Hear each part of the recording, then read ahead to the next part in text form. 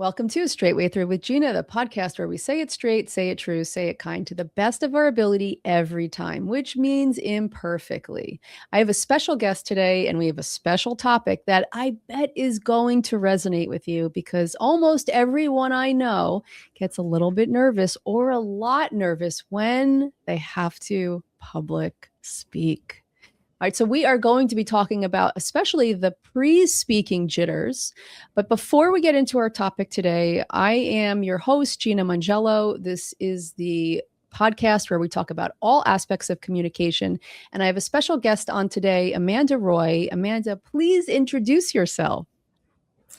Well, thank you, Gina, for having me here. My name is Amanda Roy, and I am a tech strategist. I like to be known as your tech best buddy. And I have a fear of public speaking, and not necessarily when I get on the stage and start talking, but everything that leads up to it. So I am definitely aware of it and excited to have a conversation about it. Yeah. And let's just see if it changes anything, right? Because who knows, maybe this conversation can shift something for you. Now, you mentioned you're the tech gal, and Yes. I think that's awesome. And it's so helpful because so many people, as you know, in business have trouble with the tech or spend more time on the tech than they do on the part of the business that they really like. So how awesome that you come in and help people with that. Did you choose that at all because it's behind the scenes and you don't have to be public speaking, or is it Oh. completely unrelated? I think that I love it because I can be a little bit more behind the scenes, because that's my go-to day, is if I had no calls and I could just be comfy, my comfy clothes, and sit behind the scenes and not have to, talk with anybody and just build systems. But no, I kind of fell upon it kind of accidentally. I just found I was good at it. I was actually a health coach, personal trainer, and I was working with people like that. And that's a lot of one-on-one coaching, right? And then I just found out that I was good at tech. So I started supporting other health coaches with building their systems and creating funnels and summit talks and things like that. And then here I go. Here I am now. That's what I do for a living. So it does seem funny, though, that I do really enjoy the behind the scenes stuff. But as a business owner, we know that we don't get to just sit behind the scenes. We have to network. We have to do a public speaking. We have to become visible. So, no matter what, if you're a business owner, you kind of have to step outside your comfort zone. Exactly. And I do see you doing that. Just so our listeners know, you do not stay behind the scenes, even though you like it. You do get out there, you do get up on the stage, and you do speak, and you do a great job.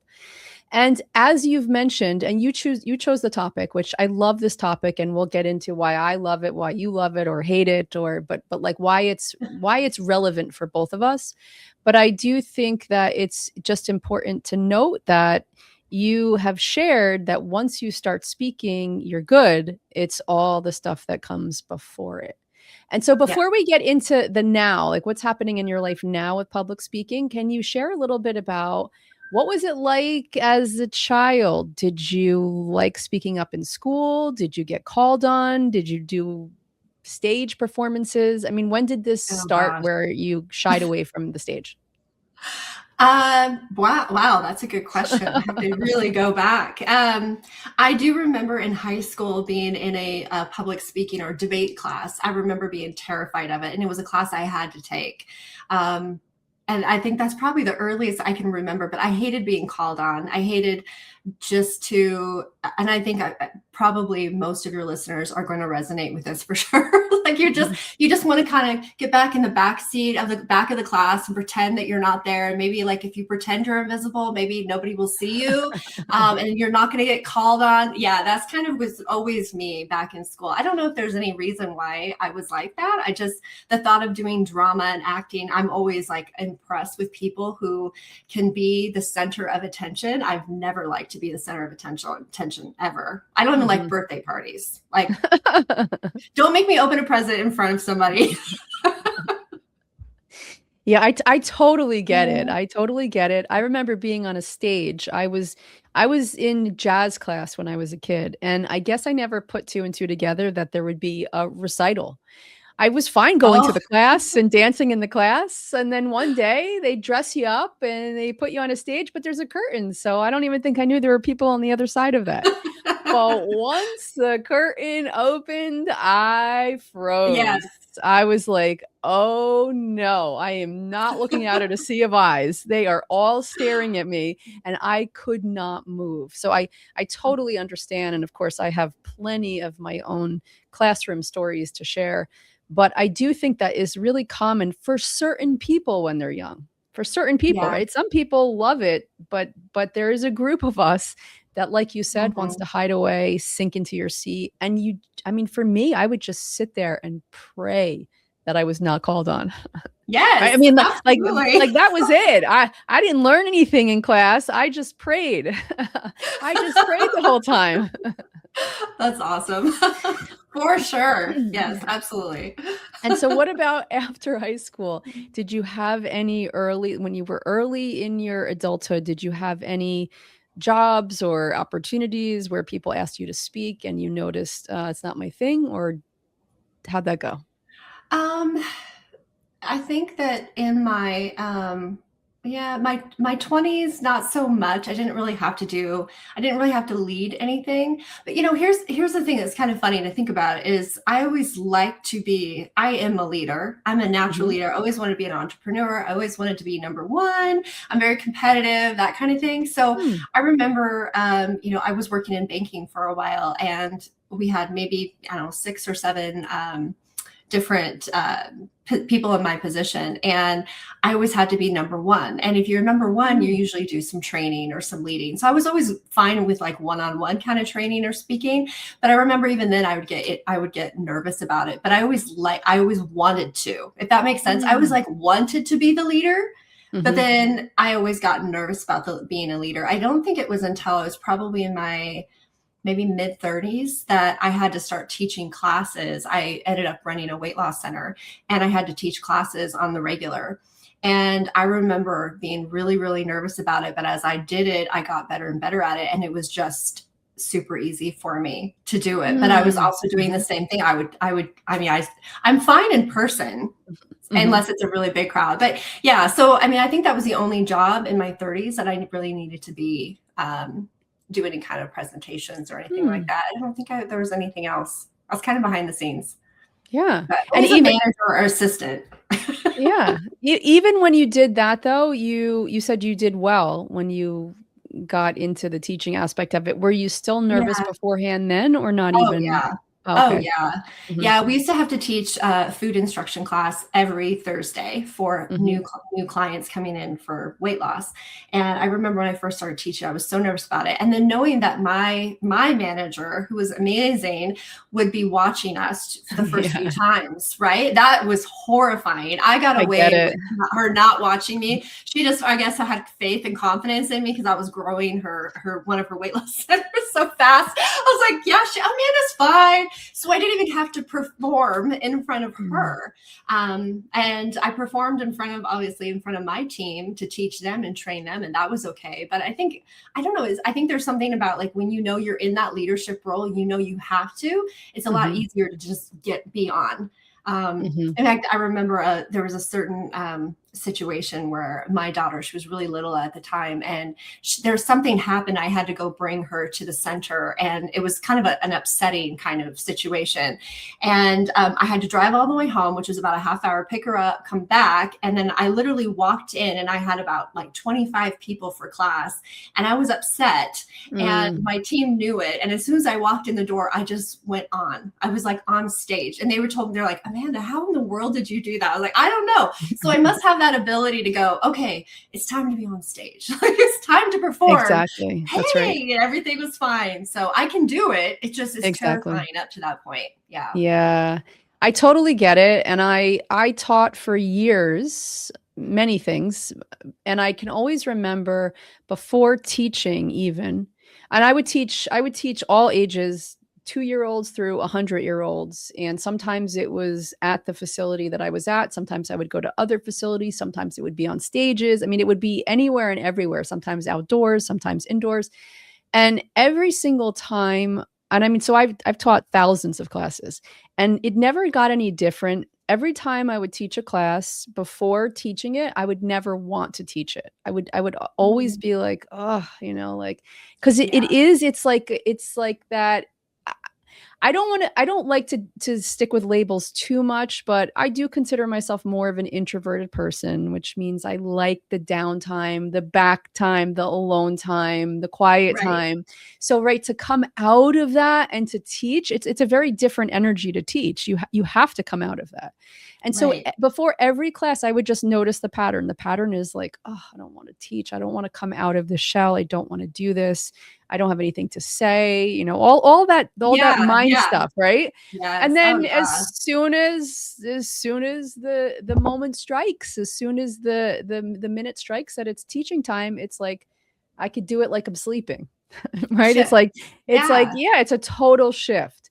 And so I do think it's really interesting how we're both talking about that piece where it's like when it's go time, you can go, but what leads up to go time can sometimes be torturous.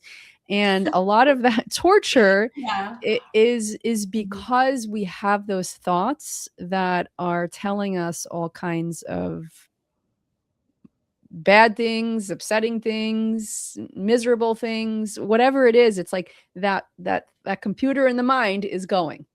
yeah, So I know that you speak for sure, frequently. I know you just spoke yesterday. yes.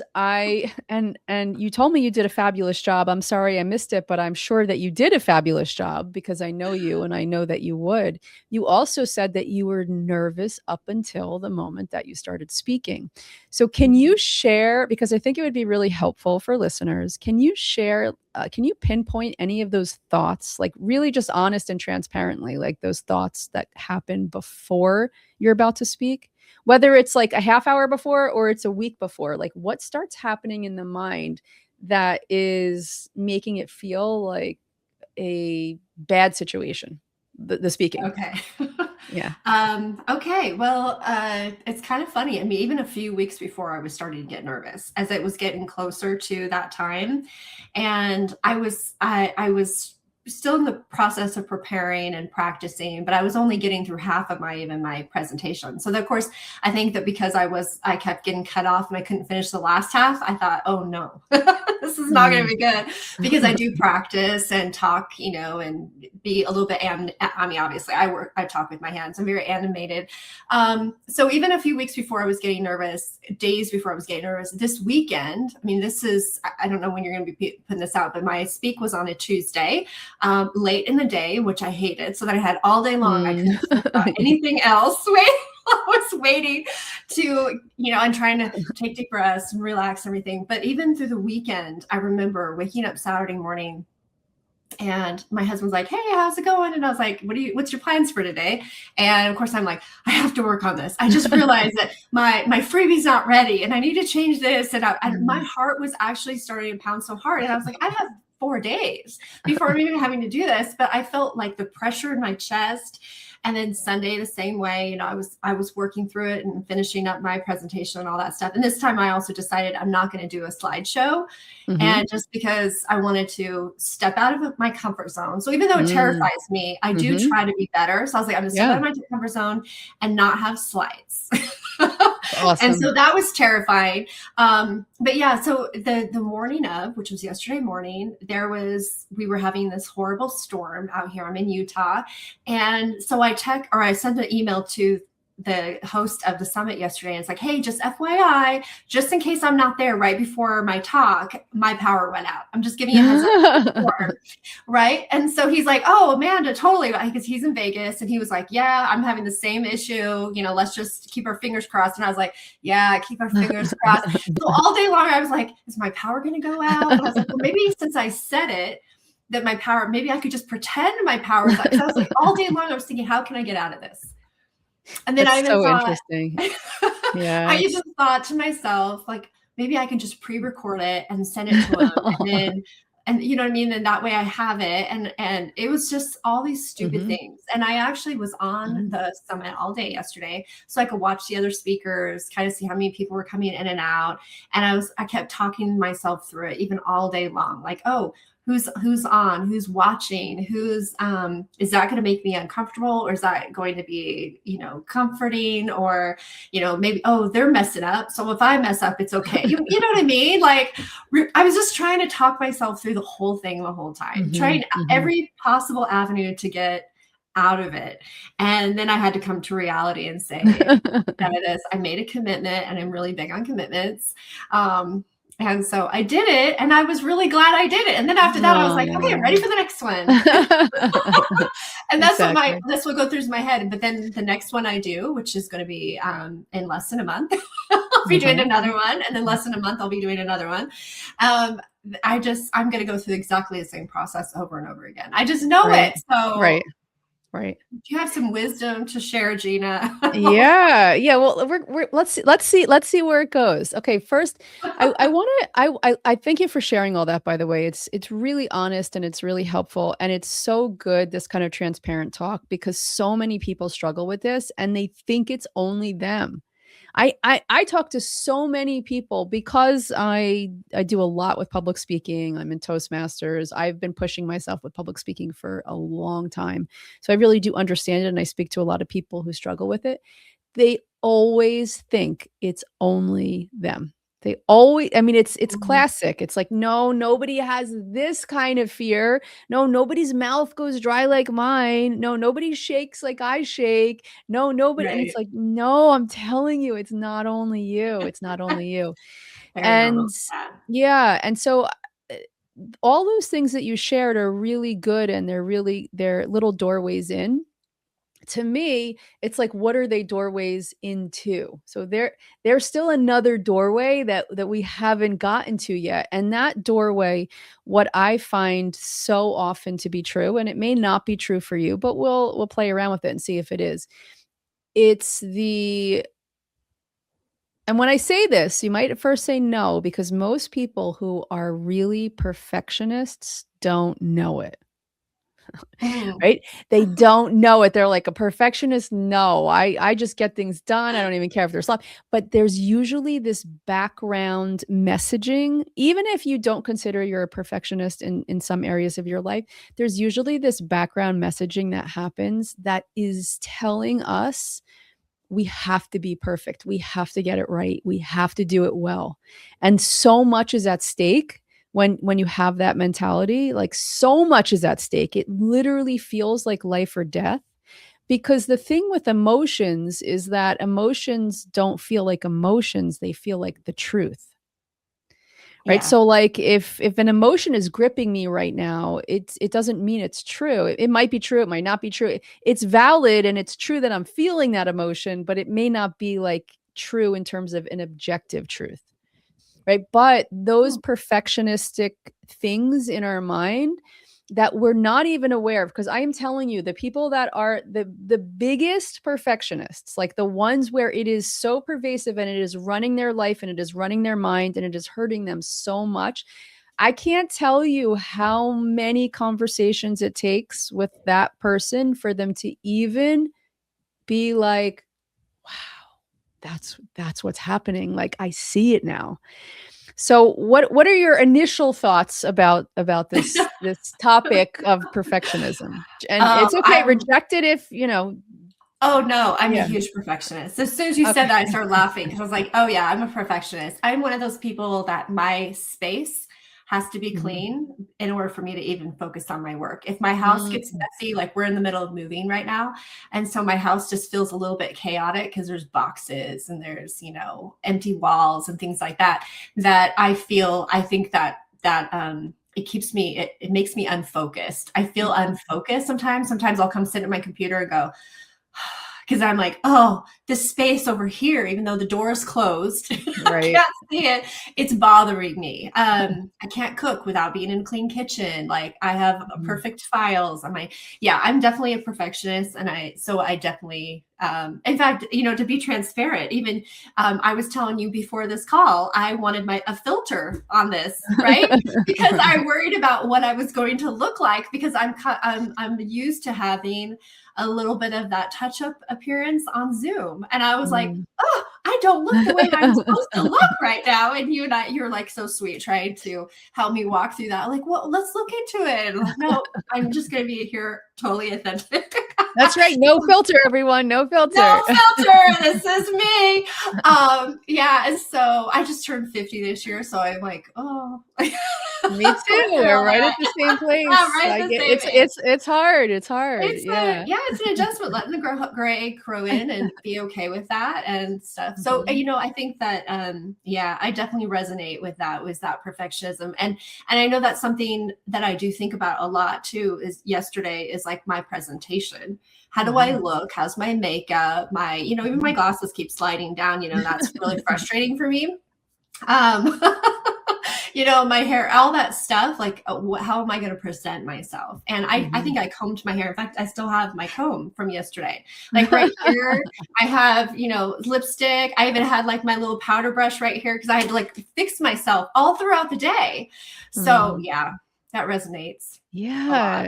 Yeah. Yeah. And it's so hard to live. I mean, I have that inner perfectionistic whole I don't know if it's what percentage it is, but it's a big percentage and it's something I've been working with for years.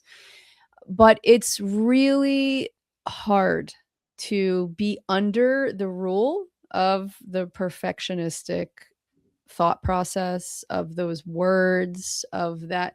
And the thing is, it's very much hidden from everyday conscious awareness. Like we do, if you said to yourself, I mean, and I've played with this a lot, and I do think that this is the big thing that will help you a lot with speaking. But I've played with this so much over the years. Is I actually look for opportunities to show up imperfectly, Mm, and I deliberately show up imperfectly. And I deliberately create spaces for other people to show up imperfectly.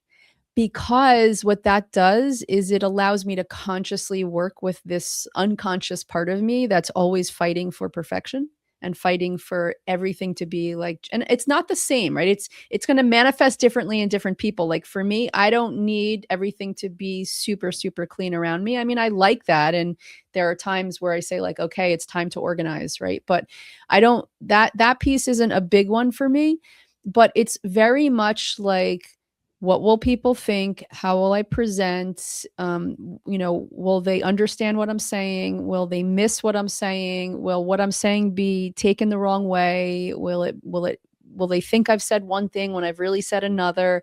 Am I not going to have enough time to explain to them what I really mean? Is it going to be a quick judgment? Right. So, and right. that for me, that's all of the, I mean, that's a little bit of it. That's not all of it, but that's a little piece of it.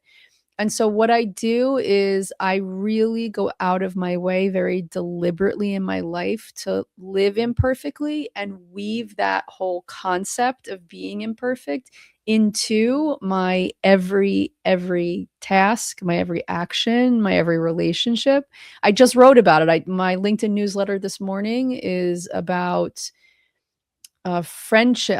I shared a story about a friendship when I was a child, because I have a friendship challenge coming up next week, and so I'm sharing a little bit about past friendship experiences in my life that went very wrong. And this one in particular that I was sharing about, when I was very young, I would get into these friendships where it was like, oh great, I have this friendship, but now I'm not going to talk, because if I talk, I might ruin it. So Right. I would just go silent, right? It would be Oh, like, wow. and I wouldn't even have Mhm. anything to say to the person.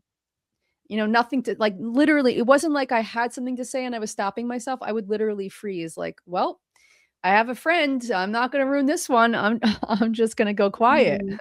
Right? So we all have that messaging in different ways and it manifests differently.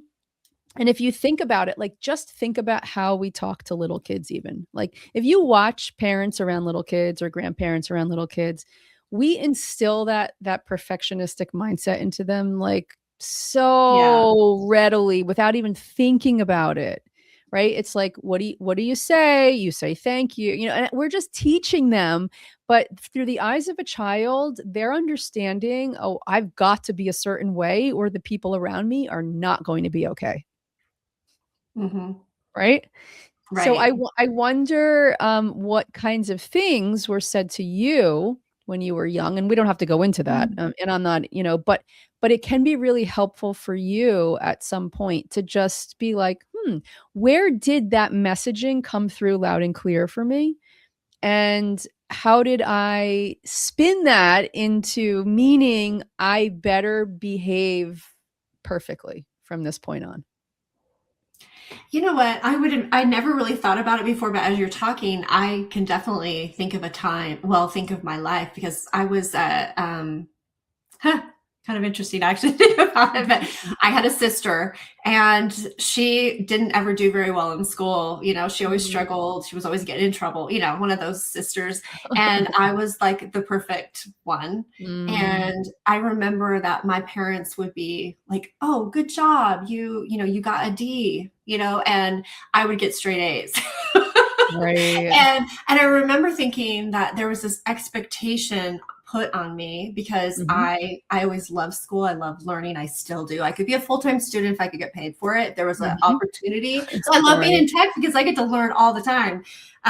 But I just remember thinking that, okay, I'm not appreciated for this. It's just an expectation growing up. Mm. I just do well in school. I Mhm. just excel in anything I do. It's just an expectation, not a good job, you got straight A's. For her, it was Right. good job, you got a D. So, yeah. So I think that's probably where a lot of it came from, really, is I just always had high Yeah. expectations. I remember my dad even saying sometimes, like, "Well, honey, we just expect that of you." Like, Oh, well, right. that's not fair. I want a little bit of, Right. congrats. Here's $50, you know, Right.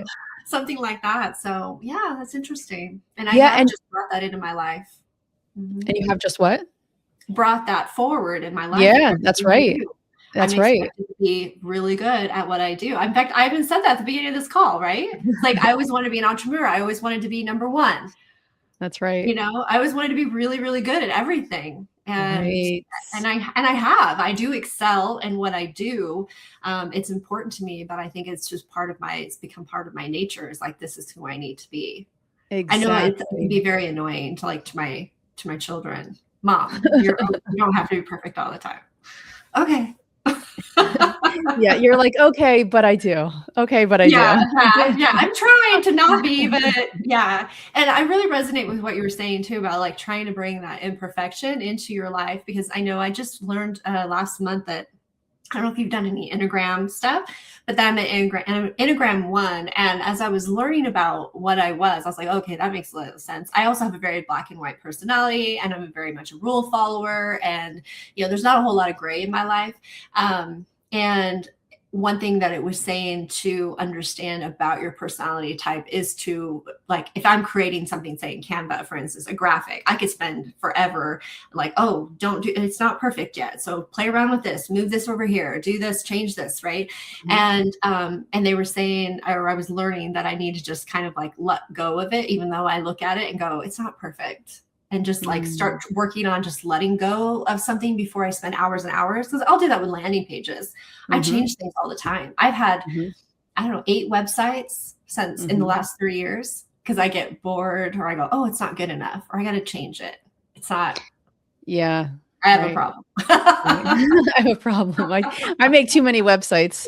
We got I mean, it's No, helped me I do get it. I mean, yes, it almost comes with being a business owner. You're always changing your message the tiniest bit, right? It's like I've always been working with the same clients, but I'm always changing my messaging a bit because I get more clear on how to define it, explain it, put it out there. And then, it's like, learn. oh, this website, it's the wrong messaging. It's not as clear. So maybe it's a problem, maybe not, maybe not. Maybe it just comes with the Oh, territory of being an Gina, entrepreneur.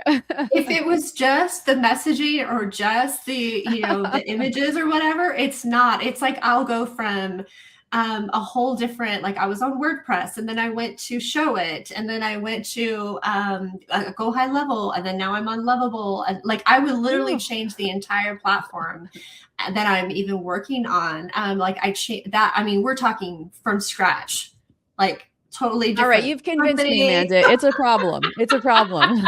Okay, so see, it's a problem. It's not just an entrepreneur thing. No, but I mean, it does play a little bit Um, into the entrepreneur thing. But yeah, I hear what you're saying. Now, yeah. I want to go back to something you said. One thing you were sharing about the early childhood that I always was expected to do really, really well and not even really be celebrated for it.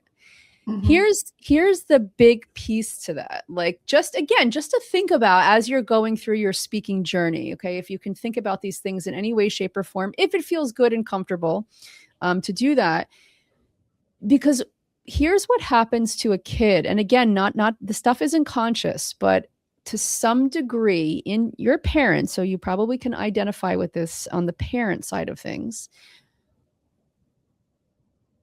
You want your children to do well because you love them and you want them to do well, but it also makes you look good. It also keeps your life neat when they do well. When they don't do well, it kind of feels like a little bit of that messiness, that imperfection, that like, oh no.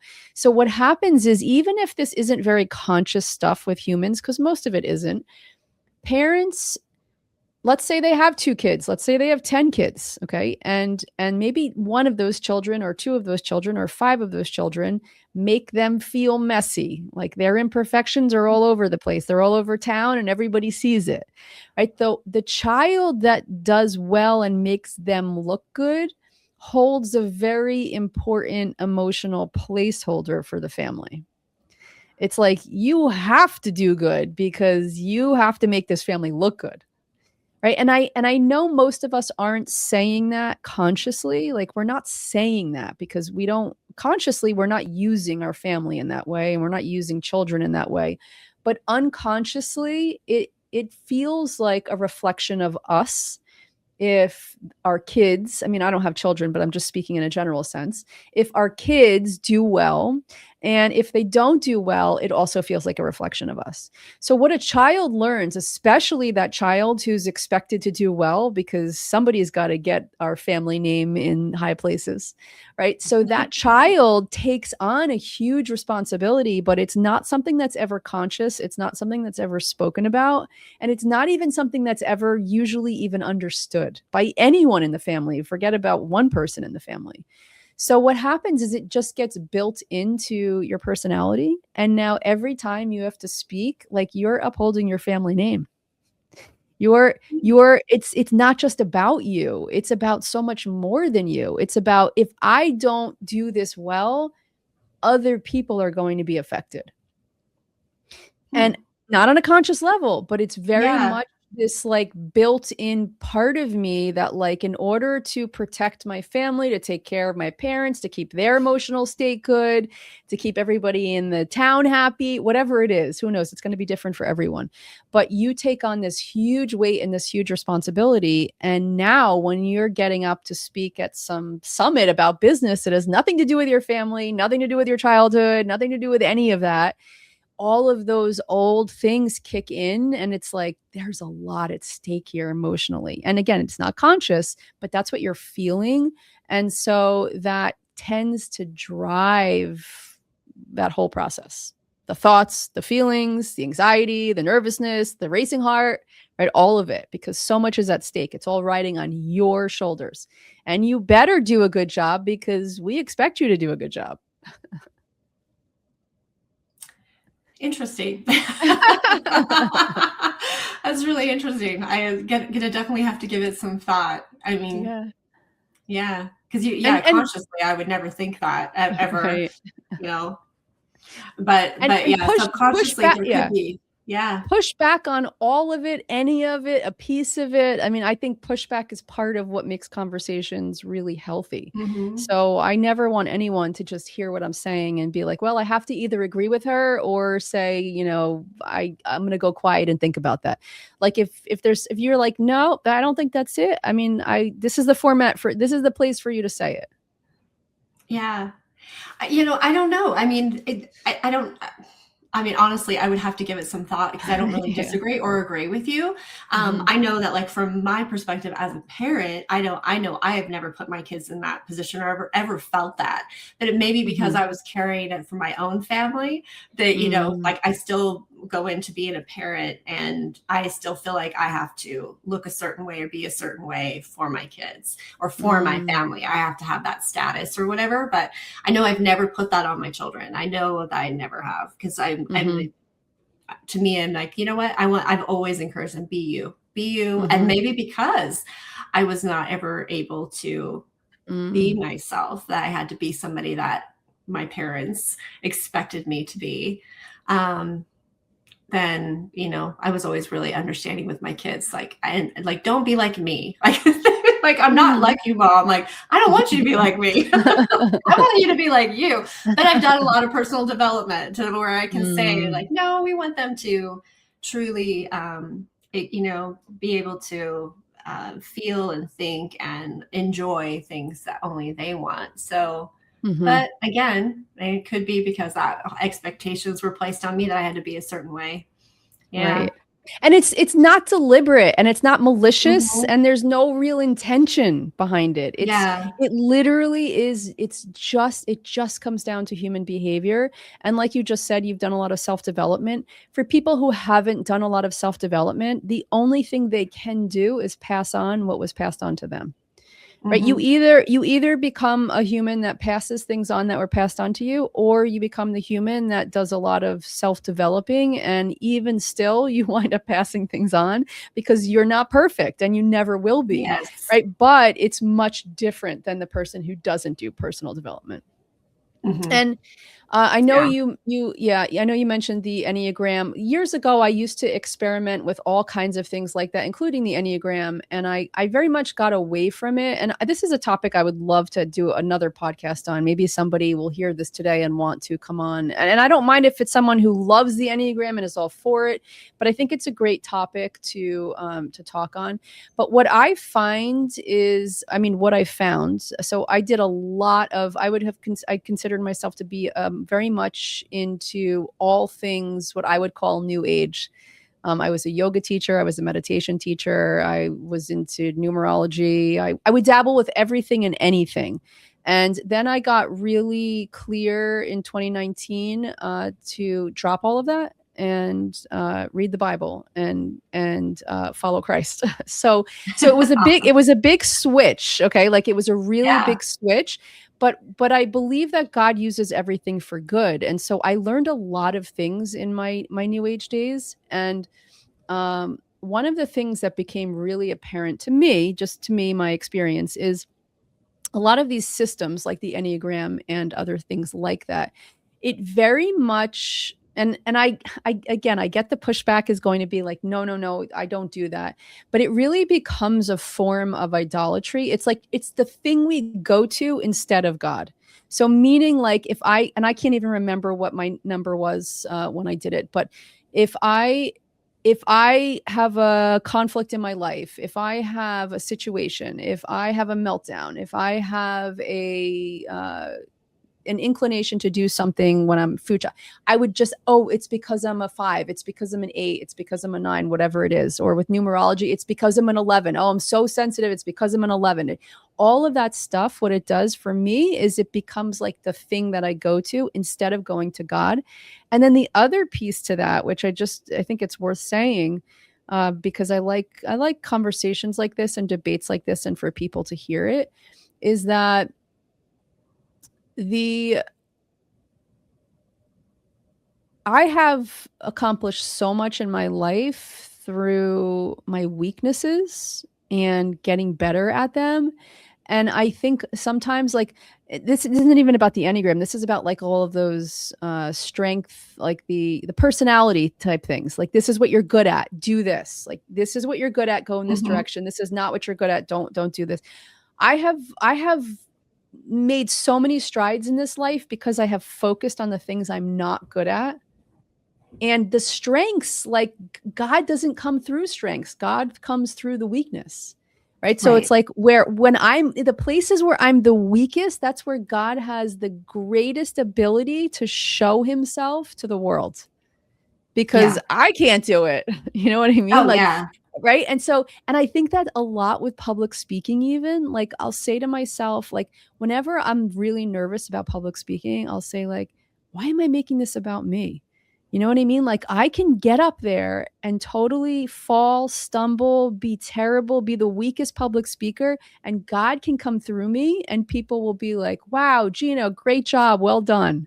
Right. And it had Yeah. nothing to do with So me. true. Right. So true. Nothing. And like, it's like the places where I'm weakest, like that's where God moves. Like that's where he shines the most. So all of this combined, like everything that we're talking about, like the perfectionistic stuff, the unconscious things that we've taken on or not taken on, but it becomes a part of who we are, and then we don't think about it, and then so much is at stake when we start to talk. So it's almost like this. I wonder what would happen if next time you were going to speak, and whenever your normal jitters start, with a week before or 5 days before, whatever it is, you start to say to yourself, I don't have to be perfect. I don't have to carry the weight of being good. I don't have to be good for my family. Like, I don't have to be good for the world. I could show up and be absolutely weak, and God could use this and move through me. It's like, all you just start saying those things to yourself, like, you know, like really it has to become a practice like anything else. You can't just say it once and then it's not like a magic pill. I know everybody wants a pill, but Right. it's a practice. But I wonder Right. what would Yeah. happen if you did that. And I think you've already done the first step today, because look, you're here without a filter. Yeah. And you're doing For fabulous. sure. Woo! See, I'm growing. I'm growing. Yeah, no, Gina, I like that. And I can definitely do that and practice that, because that seems easy enough. Because I know I do tell myself some of those things in a different way as before I jump on stage, and have that conversation. So I think that if I start saying that over and over again and believing it, I think it definitely could help me just to relax and stuff and go, you know what, doesn't matter. Well, even us talking about this, I know you've said, many times, like, it's okay if there's something that, you don't want to talk about or something like that. And I'm like, I'm truly authentic. I want to be real and authentic. And part of that is also accepting what I need to do, and where I've been and what those expectations are, and try to get rid of them. I always want to be a better person, always. That's why I do so much personal development. So this call is kind of part of that. It's like, okay, yeah, just realizing that, I need to have these conversations with myself and really trust that God's got me there for a reason too, because I completely believe in that. And I would love to have a discussion with you about the Enneagram, because I am very much a believer, and I'm actually doing a Bible study on the Enneagram, and just understanding for me was nice. Just like understand, oh, okay, I'm a normal person. Like these things that I do, this is normal. And how can I be better? How can I learn from this and step outside of this perfectionism, all that I have all the time, and tap into more of a let things go and that kind of thing. So that's what it's been for me. It's been just like accepting that validation. Okay, this is my personality. This is who I am. Well, yes what do I and not no. like? What Yes do I and like? no. All right, but yes and no. See, that's the thing. And yes, let's have the Enneagram conversation probably off air, because we can get into a lot more than we would be able to do today. And then we could always come back and do it on air if you want. But the thing is this, it's God could change your personality today. Well, he could change it. He could change it. He could change my personality today. And a lot of the things that have our personality shaped the way it is are worldly things. And so again, like, to me, like, that's the problem, is that when we go with like, this is my personality, then we're almost cementing that in. And I understand, because my undergraduate degree is in psychology, and I can always remember, I forget which class was it. I think it was called personality, actually. And in that class, what I remember that teacher saying, I don't remember a whole lot, but I remember one thing she said.